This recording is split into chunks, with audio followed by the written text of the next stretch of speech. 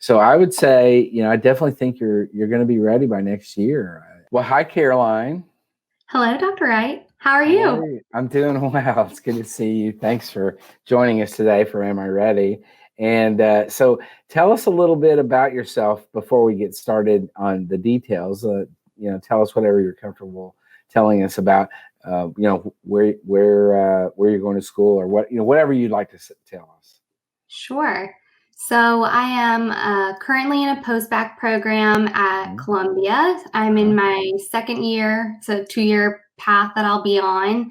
And before entering a post-bacc program, I was most recently in New York City area, working in pharmaceutical sales for, it was 5 years, I think. Oh, wow. Okay. Yeah. And then before that, I studied bioengineering at Clemson in South Carolina for my undergraduate degree. So was on the engineering path, did a co-op experience, got to get a little more hands-on with med device product development and research, and realized I did not want to be in a lab.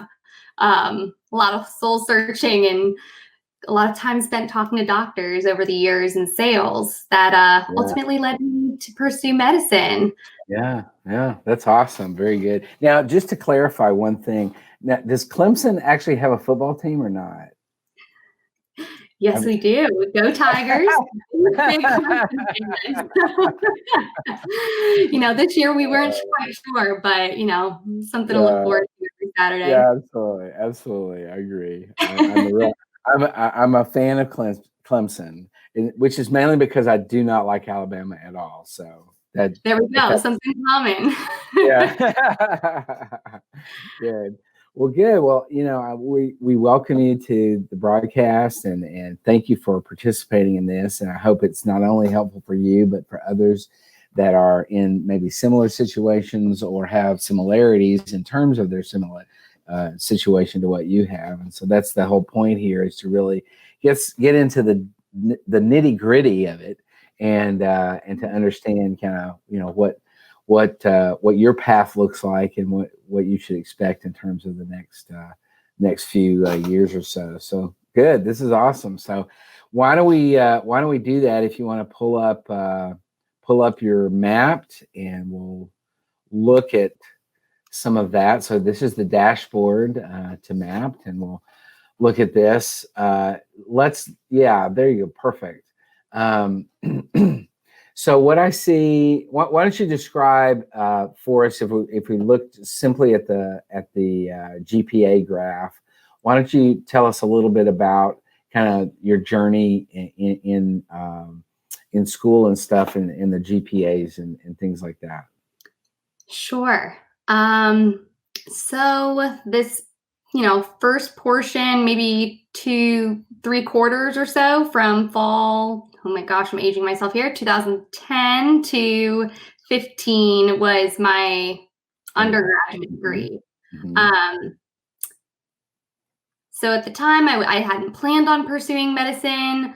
I took some semesters that were co-op semesters.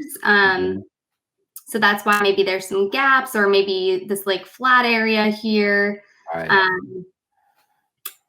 But yeah, there wasn't any clear pattern for me. It's like trajectory. Right. There were some really good semesters, some not so great semesters, which I'm sure we'll get into. And you said during that your undergraduate years, you were an engineering major. You said biomedical engineering, correct? That is correct, and a business minor. Yeah. And, I would say, first of all, I would say engineering majors are typically on most campuses some of the most difficult majors they're packed with coursework. You don't have a whole lot of electives where you just got tons of coursework going on. So I totally get that. And so, but my first thought, if we could go back to the thing again, is that the scale here looks. If you see the scale over on the left, it's really the you've got a particularly for an engineering major. Although there are some ups and downs and stuff, you've got some really nice semesters, and all in all, I think it looks not too bad. Now, obviously, what a lot of medical schools are going to concentrate on, in particular, is the post-bacc work that you're doing now. And tell us a little bit about how that's going. So far it's been great. My first semester was last fall of 2019. That was I believe it was 8 credits without looking directly back, but that was a 4.0. And then unfortunately the spring, it was on path to be a 4.0 as well. Columbia went, pass fail. And that was like for everyone. It wasn't, we didn't have the option to reveal our grades or anything like that. So that would be a semester that'd be missing those grades. And then so far, fingers crossed, the semester's going well right now. Yeah, good. So yeah, everything's been going great. Hopefully the trend line can continue and that fail semester will fit that story. Yeah, absolutely. Yeah, and what I would say, just in terms of reflecting a little bit, how do you feel about how things are going in your post-bacc so far? I feel really reaffirmed. I've been out of school for a little bit, so coming into pre-med courses and the rigor of that was something that I definitely wanted to be able to prove to myself, and in a more formal format compared to maybe a DIY program. This has been really, really helpful in proving to myself, but I think also in the story of maybe undergrad, there were some ups and downs, and I think this helps show that capability. And it's organic chemistry. It's never like a fun time, but it's been really good. And I've been really happy with how they've transitioned online too, because this semester I am fully online. Yeah, good. Well, I mean, I think that's good. It's always beneficial to, do a little reflection and say, how are things going? How do I feel things are progressing? And do I feel comfortable with my performance and what I'm getting out of the classes? A lot of what you're studying is going to end up on the Mcat. And so it's really important for you to connect with the material in such a way that, you're able to project that into the studying for the Mcat that's going to occur. So that's great. That you're feeling good about things so far. That's awesome. Definitely. Now it looks like you, in terms of the prereq, the prereq graph there, you've done well getting all of those prereqs taken care of. So that's a beneficial thing. Now in the post-bacc program, do you take biochemistry? So it usually Columbia's biology sequence, the course I'm in, we cover it. So some of the medical schools identified the one course as filling that requirement. Although the typical sequences will take that the summer after the program. So I'd be taking that starting in May. Okay, cool. Excellent. Now let's talk a little bit about the activity timeline that you've got up there. If you could zoom in on or click on that so we can see more details about your activities and stuff. Sure. Would you like me to click it on the dashboard or into the tab? Into the tab. Sure. All right. Where to start? Yeah, right.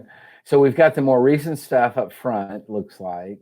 A lot of community service that's not medical, and then some or more community service that is medically related. So the NICU patient clinical experience, that's great. Tell me a little bit about that. Sure. So last December, I took on a role as a clinical research coordinator in the neuro ICU, and through that position also picked up some of the patient experience. So really my role on the clinic side is there's a neurocardiac care clinic that the PI, the principal investigator I work for, that started for patients who are recovering from cardiac arrest. So we follow them through their stay in the hospital, whether that's in one of the, intensive care units, and then follow them after they leave. So once we fix them up, is that the only thing we care about? No. How do we restore function back in their life? So this is a free clinic, regardless of insurance. So it's a really nice opportunity for patients to come in and talk about behavioral, psychological, cognitive deficits they've had since, their cardiac arrest, and how they're healing and what offer of support we can provide. So my role specifically is to help administer some of those cognitive measures and assessments throughout that 1 month, 6 month, 12 month, which is really nice because we get to make a nice relationship with the patient, but also their families. So it's very rewarding. Right. Now, the thing I see there, the Sales Leadership Development Program with Bausch, is that the work that you were doing, or what is that? Sure. So right after I graduated my first time undergrad, I went into sales. I wasn't sure what path I was on yet. I knew that I wanted to have more exposure and more to a clinical setting versus a lab. And I wanted to work on my communication skills as an engineer. I spent a lot of time problem solving, and I thought this was a really good way to make some money after school because I had student loans, so I wanted to work. So I worked for Bausch in a sales training program for a year, and then transitioned over to Allergan as a company that I worked for the next portion of my sales career. Okay. So it looks like what's not showing up on this activities list is is this all of it, or is there more? There's another page. Okay. I'm not sure if there's a way I can condense it all into one. No, this is fine. Okay. So yeah, I can scroll down whenever you want me to, but. Yeah. So the thing I was really wondering about was gastroenterology specialty sales representative. That's where you took on the job for Allergan, and that's where you spent a lot of time, as you said earlier, talking to doctors, really talking about what they do, talking about their experiences, perhaps in medical school, and this is. It sounds like from what you described earlier, a very important part of your sort of story in terms of this interest in transitioning away from what you were doing into going into medicine in general. Is that correct? Yes, absolutely. Yeah. Nailed it on the head. Yeah. So, because, what we don't see on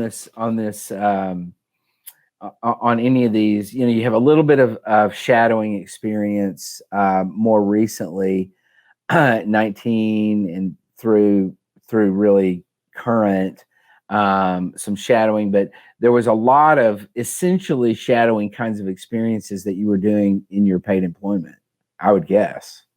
Yeah, that's actually an interesting point you make, because I feel like I classify that, whether it was my co-op experience with a healthcare company or in sales, I did conduct, preceptorships at a long-term acute care facility, and then also, so that was part of it.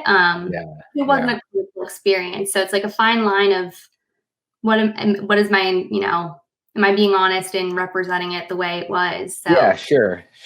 No, and I think that this is part of what it goes to the story that you're going to tell in your application essay, in your personal statement, and in other essays, secondary essays, for example, where you're going to really tell more about the story in a deeper way, particularly in this, where was this transition between what you had really prepared to do during your undergraduate years, you're doing it, you're feeling unsatisfied, and then you want to, in the process of your work, you're having these very important relationships with these physicians that's really changing the trajectory of your life.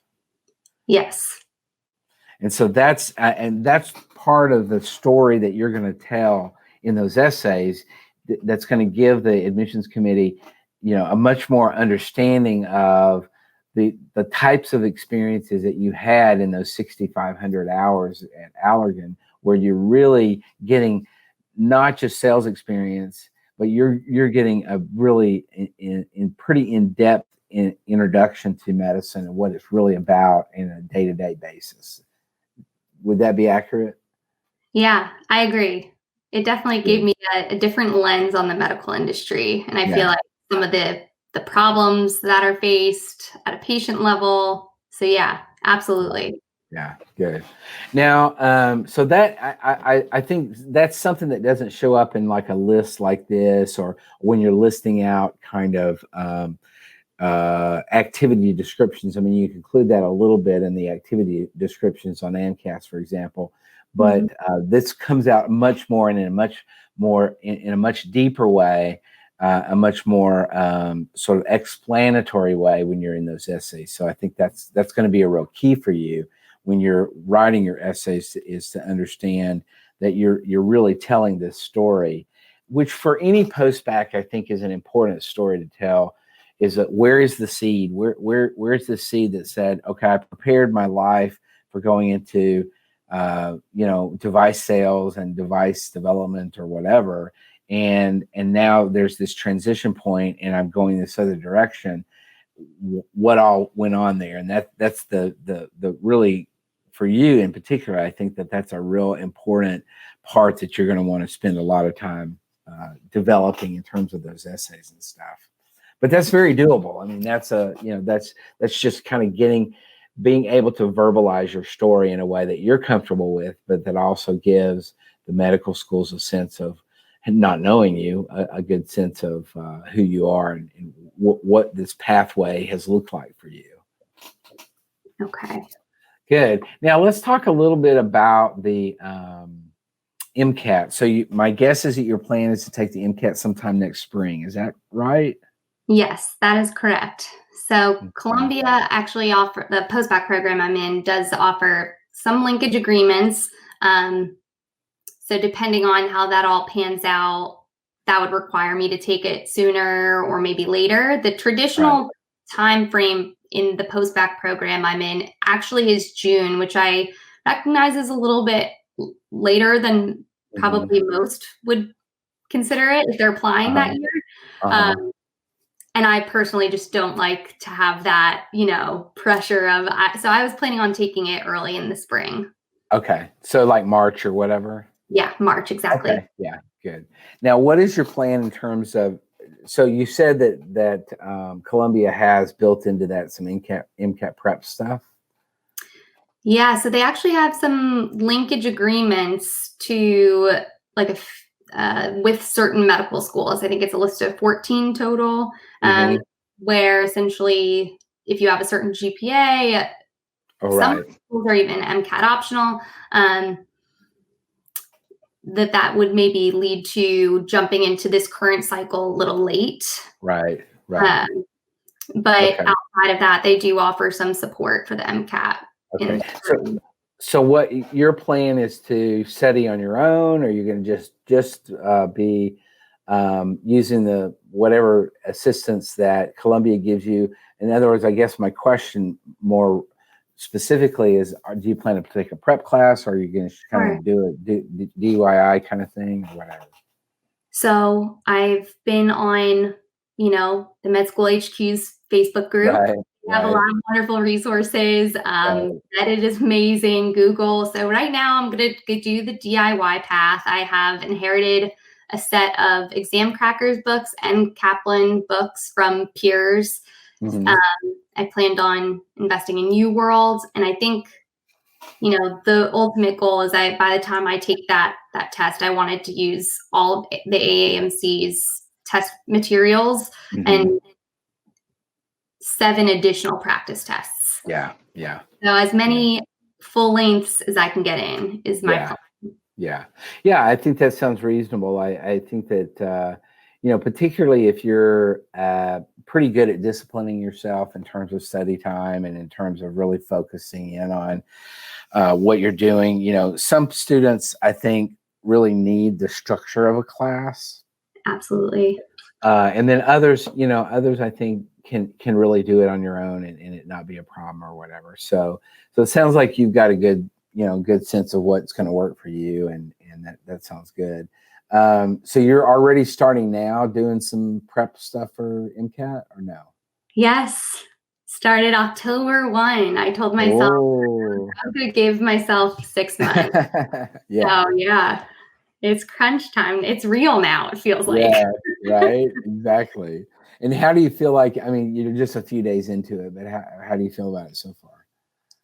So far, it's been going well. I started with some of the, the courses that I've absolutely like biology, general chemistry, physics, like some of those classes. I'm like, this is stuff that's more review. I've definitely covered all of this. And like you said, paying attention through my courses because it will come back up. And it's been, there's some stuff that needs to be revisited or reinforced, but for the most part, it's been going well. Yeah, good. Yeah, that's awesome. Very good.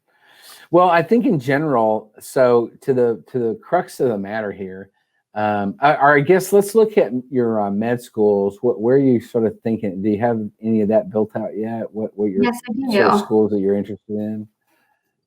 So I am being a little more non-traditional and a little bit more, settled in my life on a personal level. I'm definitely more geographically bound to the tri-state area, which is a nice thing because there's amazing schools here. And it's also a hard thing because they're very competitive schools here. Right. So yeah, I have the gamut covered. Right now, 17. So here's the first page. Yeah. And then the second page. Here. And that's that. Yeah, cool. Okay. Yeah, that makes sense to me that you're, now I noticed that one of the schools on page 1 was a little bit outside of the tri-state area. That was the University of Maryland. Where is that coming from? It's very interesting. With COVID, I was like, this is such an amazing opportunity. There's schools that med schools don't normally offer tours, but they're offering all these webinars and virtual admissions events. And I figured, let me just get my feet wet, get to know different things about different schools, urban, rural, figure out what's important to me in a school. Yeah. And I attended Maryland's and I was just absolutely blown away with their whole presentation, their program, the resources for support. So yeah, that was a little bit of an outlier, but I was like, program. No, and I think you're doing it that's exactly the right way to do it. I mean, most students are somewhat geographically bound in terms of their support network and in terms of where they're comfortable living. And, maybe there's a significant other that's involved or whatever, there's a lot of things that affect that. And so what I would say is you're doing it the right way. And if you happen upon a school that really you like focusing in on because you like what you see at that school, then go for it, Yeah. Absolutely. Absolutely. Well, I think all that I've seen as we've talked, Caroline, is that I definitely think that you're ready next year. So to the point of the whole broadcast is, you're doing it the right way. You're in a post-bacc program that is a strong post-bacc program. It's going to prepare you well. You've got a good plan in place in terms of not only the coursework, but also the Mcat. And I would definitely say, from my perspective, that taking the Mcat in the spring, March, April is going to be a good thing. It's going to give you an opportunity to get those applications in quickly, early, and it's also going to give you an opportunity to retake the Mcat if for some reason you needed to or whatever. And so I think the timeline looks good. You're obviously getting good experiences and stuff, both in terms of your past experiences, but also the things that you're doing now with the neuro, the NICU things that you're doing with the patient, contact there. So I would say, I definitely think you're going to be ready by next year. I see all good stuff, and Awesome. I would hope that. That's what I like to hear. I know, right? But I definitely think you've got a good thing going. Obviously finishing out this semester well, and next semester well, finishing out the post-bacc program with good, strong academic record there is going to be pretty important. But you know that. I mean, that's not a secret or anything. And while your past academic record was not awful, it wasn't stellar. I think it was pretty middle of the road in terms of. But the fact that it was an engineering program, I think you'll get some credit for that. With admissions committees. And then I also think that your experiences that you've had throughout your time with Allergen and Bosch, and then obviously now with the things that you're doing in New York City there, I think it positions you well, and these are good experiences. And I think what you're going to want to do in that application next year is really reflect well on those experiences. What am I learning out of these? What am I getting from this? It's what I consistently say is the so what rather than the what. The what is that you did this, that, or the other thing. The so what is, what'd you get out of it? What value was there? What meaning did you take away from those experiences? And that's pretty crucial, not just for you, but for any applicant. So I really think you got, you're definitely going to be ready by next year, in my estimation. Wow. That's always exciting to hear, Right. Thank you so much for, talking with me and giving me feedback. Absolutely. This has been awesome. Yeah, absolutely. I think, I think sometimes post-bacc students are, non-traditional students in general are very fearful about how they're going to come across to admissions committees, and my story's so complicated. How do I talk about it? And there's just so many things that I want to say that there's not enough room to say in the application, and they worry about. You guys worry a lot about about this kind of stuff, but I think medical schools are so much more used to having non-traditional applicants now than they really ever have been before. And I think they recognize that the value that you bring to the medical school class is really wonderful.